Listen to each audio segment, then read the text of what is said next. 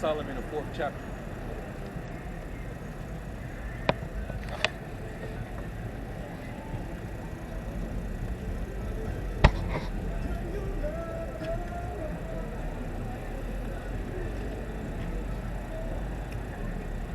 Wisdom of Solomon 4. It started like the 10th verse. Yeah. This is Wisdom of Solomon, chapter 4, and verse 10. He pleased the Most High, Yahweh, Hashem Yahushai, and was beloved of him, so that living among sinners, he was translated. Yes. Because remember, going back to during the time of the generations of the sons of the power, Yep. he was dealing with corruption. Yep. As we intermingled with the sons of men and the wicked.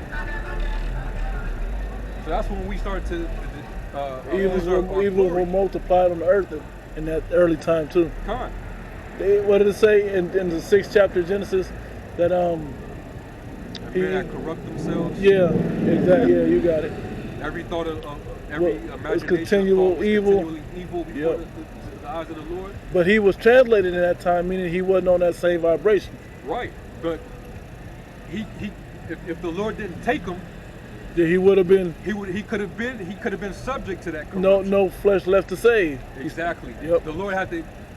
Basically, the Lord used them as like a remnant. Yep. You know. Yep. Like what He's gonna do for the elect. Yep. Because if the Lord don't take us out, we could be corrupted too.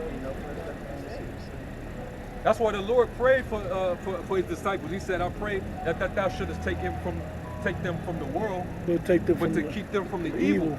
Right. They were in need of the Holy Spirit, man. All right. So go back to that. Verse 10. Yeah, verse 10. He pleased the Most High, Yahweh Hashem Yahushai, and was beloved of him, so that living among sinners, he was translated. Go ahead. Yes, speedily was he taken away, lest that wickedness should alter his understanding. See? This is what he could have been subject to. So the fact that he was still perfect among the sons of God that were corrupted and living a wicked lifestyle, the Lord was like, let me take him away. Hey, like was that 2nd Ezra 9 where it talks about the grape of the cluster, and he made perfect and he spared it. Yep. But let the multitude perish that was born in vain. Yep. That was what he did in that time. Yep. Him taking Enoch away, him preserving Noah and his household from the rest of the people. That's what the Lord did. Okay. But they were not immortal. So them being in this sinful flesh, they could have still been altered and corrupted. So the Lord saw fit to take them away. He translated it. All right, read that again. Yeah. He being made perfect in a short time, fulfilled I'll start again. Yeah. 11. Yes, speedily was he taken away, lest that wickedness should alter his understanding, or deceit beguile his soul. Yep. For the bewitching of naughtiness doth obscure things that are honest, and the wondering of... Hey, because like it says in I don't know if it's in the book of Corinthians where it says evil communication corrupt good manners. Yep. The one I was thinking was you got negative influences around you that can actually cause you to become curious to those things that are influencing. Well, that happened to us as a nation. The heathen was doing their wicked ass shit, and it corrupted us just being around them. Exactly. Yeah. Exactly. So that's why the Lord basically took them away from that, man. See? Another one. Read that last part. Another one that real quick. Another one that I was thinking of was with Lot. He was vexed, but what do we have to do? You have to tell us to be angry but sin not. Right. Because what would we do? we would try to go out and execute the vengeance, but that ain't the law of the land at the time. Right. We be looked at as evil for executing that, not waiting upon the Most High. Verse 11. Yes, speedily was he taken away, lest that wickedness should alter his understanding, or deceit beguile his soul. For the bewitching of naughtiness doth obscure things that are honest, and the wondering of concupiscence doth undermine the simple mind. It is. And basically, it'll subvert the simple mind or the innocent mind. You know, like a young child that's easily influenced or impressionable. Mm-hmm. See, so that's the reason why the Lord translated Enoch. All right, and when we get changed, we're not going to have to be subject to any of that. So there will be no need for us to even be translated. Yep. So what's the next argument? Well, it's too overpopulated. It's going to be too. It's going to be too populated. It's overpopulated. You sound like the damn Rothschilds, man. Yep. No. The Lord's He's going to continue to expand to where we all can come and live and enjoy what the Lord made for us, man. The Lord can make Israel big enough for all us really. We gonna get the land of Edom anyway. It's like, come on, man.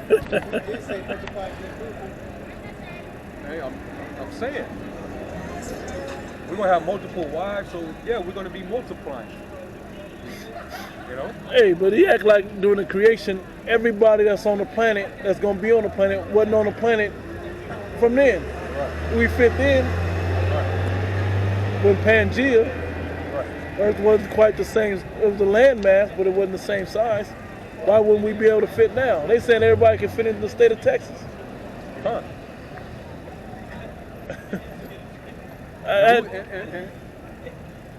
Who's to say that the heathen are not gonna? The heathen are gonna still be dying. Yeah. So not all the souls are gonna be on the earth at the exact same time. Okay, they're still gonna have that cycle of life and death. Yep. Our cycle, it's not gonna be a cycle. We're just gonna be living. All right. What was King David punished for trying to count Israel? Number, yeah. Shit, what Leave did I that do? up to the Most High. The population control thing and how many souls can be on earth. Leave that up to the Most High. That's not your. That shouldn't be your thought process right there. You know? Oh man. It's But that's what you get for trying to quantify the power of the Most accidentally High. option to turn it in the end. How could, like Yahshua said, how could you quantify eternity? How could you put a capsule on immortality? You know? Right.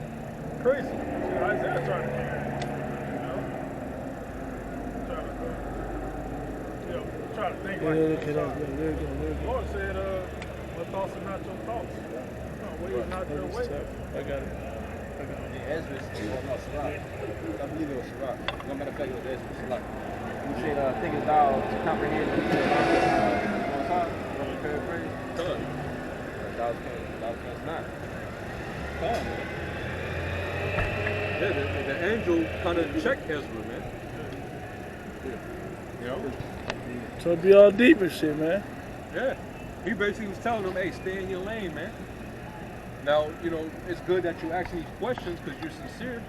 And hey, Ezra was going, he was going a mile, man. He was, but he kept on fasting. Yeah.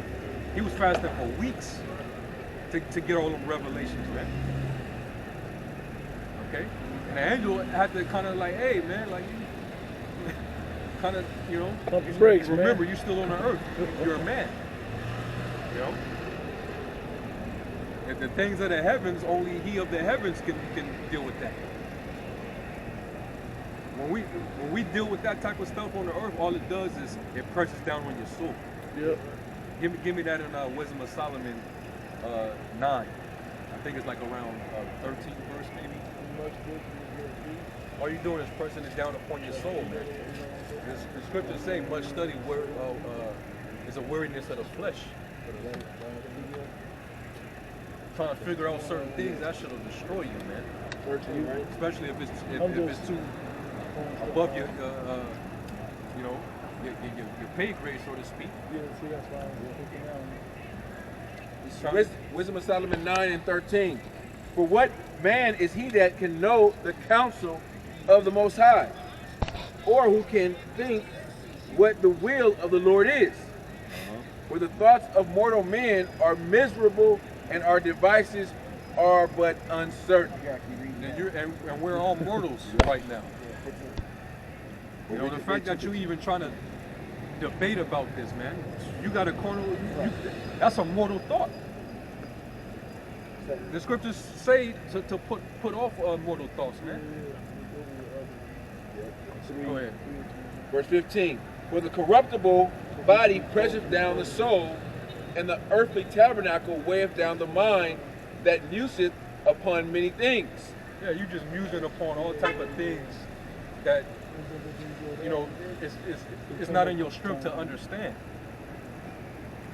You know, you're gonna mess around and pull your freaking hair out trying to figure it out, man. Lose sleep and shit. See?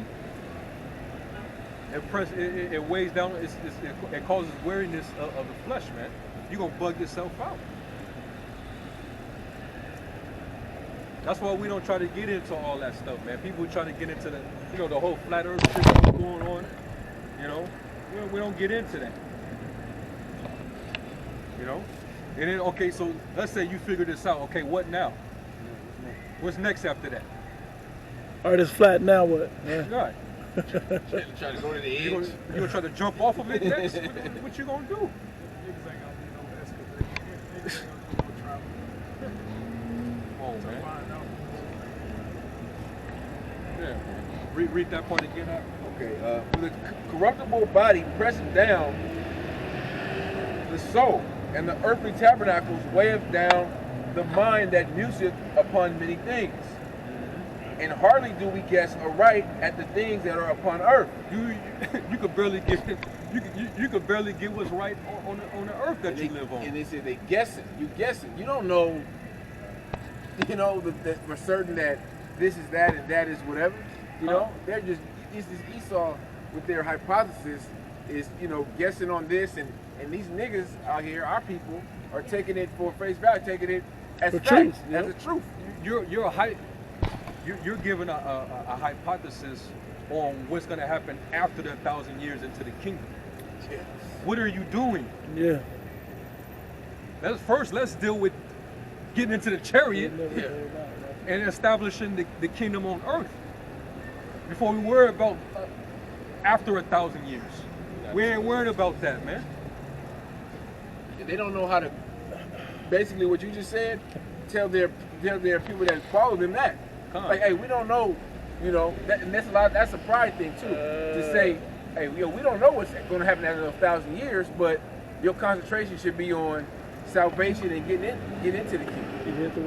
It's the same as worrying about which tribe is going to be Dan. Yeah. You know, who's going to be the tribe of Dan in the kingdom, or where Dan went. Yeah. Why are we even concerned with that? It didn't say Dan in Revelation 7. So why are we talking about it? You know? Can I hit this precept off the comment board? Yep. Spiritual Arc 144, Isaiah 55 and 8. For my thoughts are not your thoughts, neither are your ways my ways, saith the Lord Yahweh. Verse 9, as the heavens are higher than the earth, so are my ways than your ways, and my thoughts than your thoughts. You too low level to be trying to figure this stuff out, man. So the Most High gave you the revelation. Got 1,000 years into the kingdom of heaven. After that millennium then passed, and we done set the world up. You know, we got the nations under our feet. We done had them build up Jerusalem, and then the Lord showed you, oh yeah, so in during that 1,000 year, when we get rid of Esau, all 144,000 is gonna just shoot up in